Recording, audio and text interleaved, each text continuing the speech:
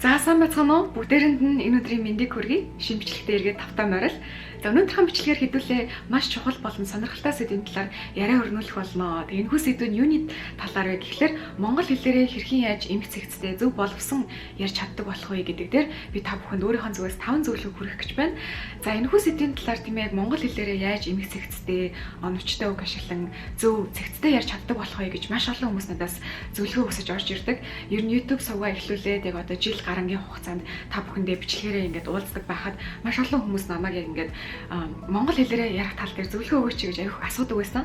Тэгэхээр энэ удаадаа та бүхэндээ би яг өөрийнхөө зүгээс 5 зөвлөгөө хүргэе гэж бодож байна. За хэрвээ та бүхэн маань миний YouTube сувгаар анх удаага зочилж байгаа бол бүгдээрэнд нь тавтай морил гэж хэлье. Намайг Ариун зай гэдэг. Тэгээ энэхүү Ариун оюун YouTube сувгаараа дамжуулаад би хүмүүст хувь хүний хөгжил, хичээл сурлага, ажил мэргэжил болон төлөвлөлтөн дээр хэрхэн яаж манлайлах вэ гэдэг сэдвүүдийг авч хэлцдэг байгаа. Тэгэхээр хэрвээ та бүхэн маань subscribe дараагүй байгаа бол бичлэгийн баруун доод буланд байгаа subscribe гэсэн улаан товчийг хонхны цог дараад надтай цог хамт байгаарай. За тэгэхээр хэдүүлээ яг миний та бүхэндээ өгөх зөвлөгөөнүүд рүү орохоос өмнө эхлээд яг монгол хэлээрээ эмх цэгцтэй ярих нь миний хувьд яагаад чухал юм бэ гэдэг би та бүхэндээ хэлье.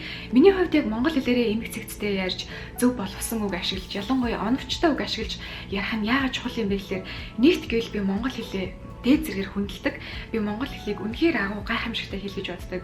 Би 8 дугаар анги хүртэл орчлон сургууль сурж байхдаа монгол хэлийг маш сайн үздсэн гэж боддог. Тэгээ монгол хэлний хичээл дуртай байсан. Тэгээ 9-с 12 дугаар ангидаа би American School of Улаанбаатар руу шилжихдээ монгол хэлийг бас тэгж их төлхөө үзээгүй. Угаасаа яг манай сургуулийн сургалтын систем нь монгол хэл гэхээсээ илүү яг англи хэл дээр боловсролыг илүү их олгох төр төлхөө анхаардаг учраас яг миний хувьд бол монгол хэлээ яг 10 жилийнхаа яг ахлах сургуульд төлхөө үзэж байгаагүй. Тэглээ гэд би яг монгол хэлээ умартаад юм уу мартий гэж юусоо бодож байгаагүй. Би дандаа монголоор ном унших дуртай, монгол мэдээ үзэх дуртай. Найзууд дундаа ингээ бөөнөрөө сууж ахт би монгол дуу сонсох айгүй дуртай.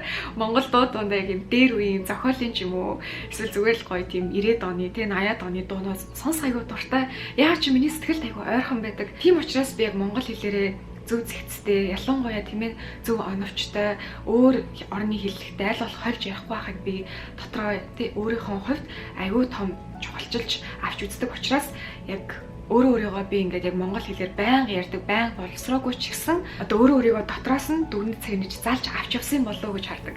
За тэгэхээр та бүхэндээ би дараах зөвлөгөөнүүдийг хүргэснээрээ би монгол хэлээрээ төгс ярьд юм аа. Миний монгол хэл үнэхээр мундаг гэж би үнэхээр хэлгээгүй, мэдээж надад ч ихсэн сайжирч болох маш олон зүйлс байгаа. Тэгээд өдрөө их тусам яг монгол хэлээрээ шинэ гоё үгсийг сурахыг хичээдэг, үеийн баялгаа баяжуулахыг хичээдэг. Яг монгол хэлний харилцааны урлагт улам илүү өөрийгөө тиймээ сургаж сайжрахыг хичээж ирмэлцдэг байгаа шүү. Тэгэхээр миний дараах өгж байгаа зөвлөгөөнүүд нь би монгол хэлдээ үнэхээр сайн төгс болохоор та бүхэндээ өгж байгаа юм биш.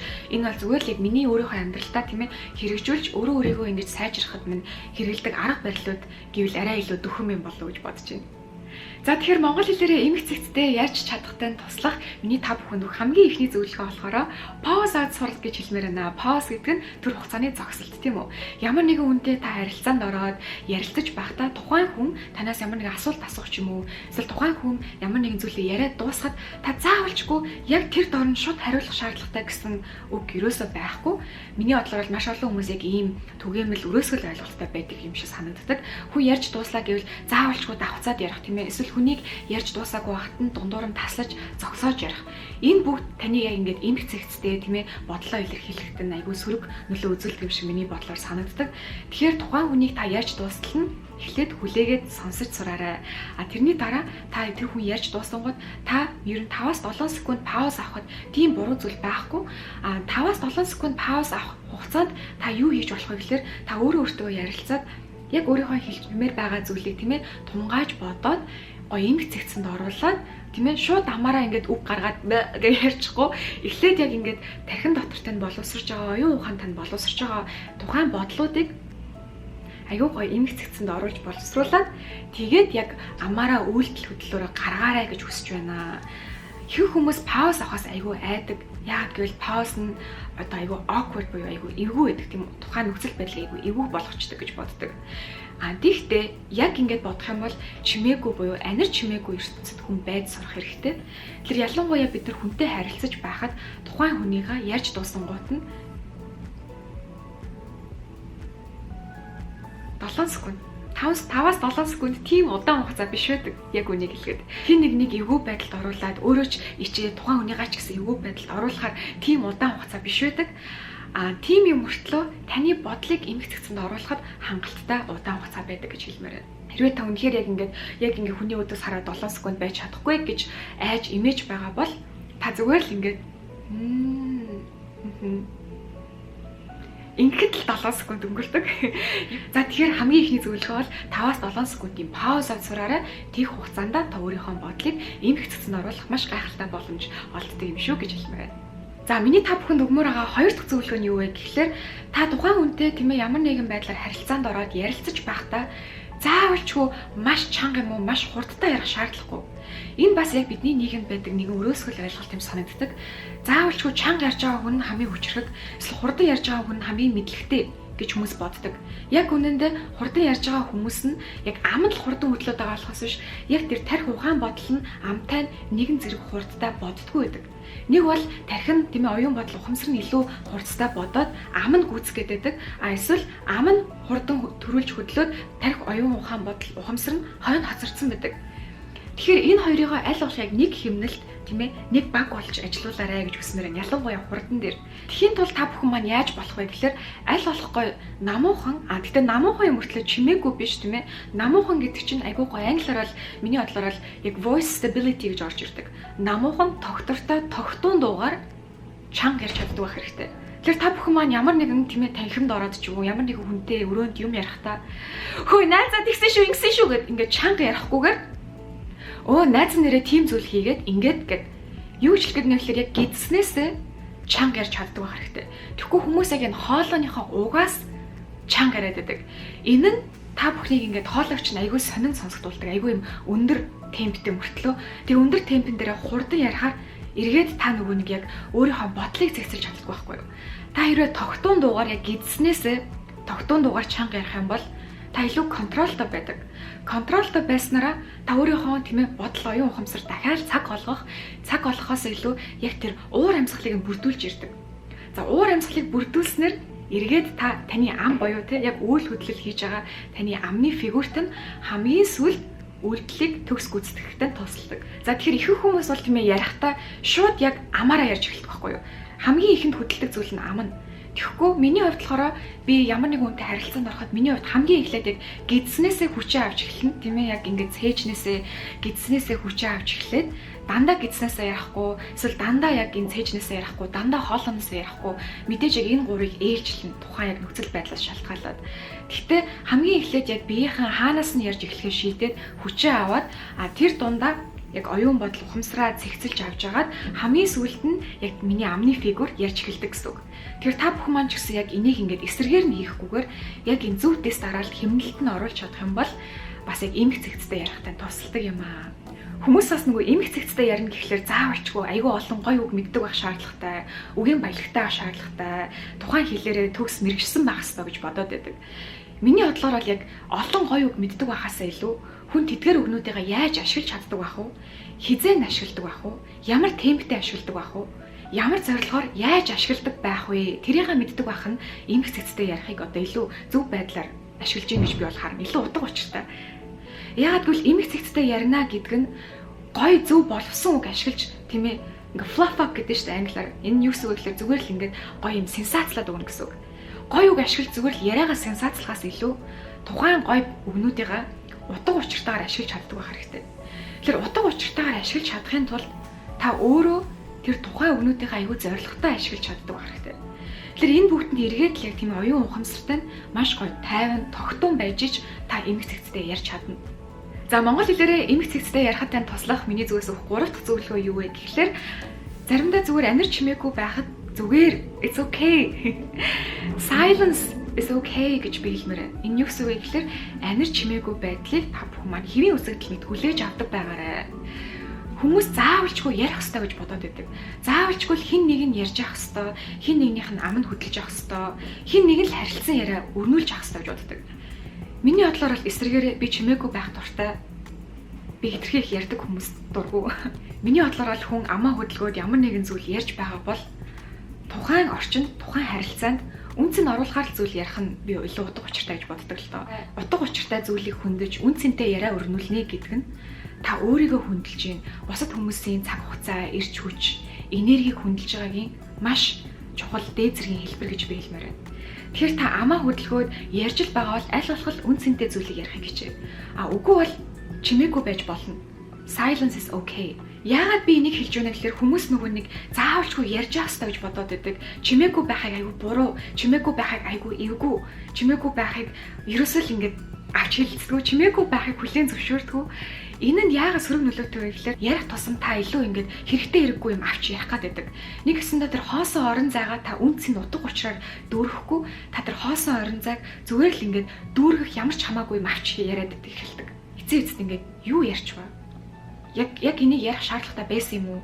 Энийг ярьснараа ямар үнцэнтэй байсан юм болоо гэд тийм тохиолдол зөндөө орж ирсэн нь та нар. Зарим хүмүүс ингэ юм яриалаадаг. Сүүлдээ бүр ингэ гол юмаа ярьдгүү. Бүр ингэ дэвэн дэлхийн юм бацаж ярьдаг. Гол зөв чигээ баримталдаггүй. Зөв чигээс айгүй хазаадаг.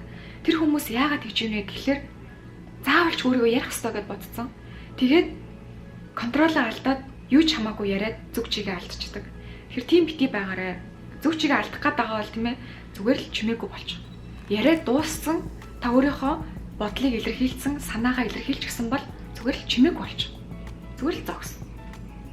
За миний та бүхэн нөх дөрөвдөх зөвлөгөө бол монгол хэлээрээ гоё ном унш, мэдээ сонс, бичлэг үз, кино үз. Аль болох монгол хэлтэйгээ гоё ойрхон бай гэж хэлмээр байна. Монгол хэл гэдгээрээ би тэмээг одоо цаг үеийн монгол хэл гэхээс илүүг дээр үеийн яг гоё тийм ээ зөв боловсон монгол хэлийг та бүхнийгаа ойрхон байгаасай.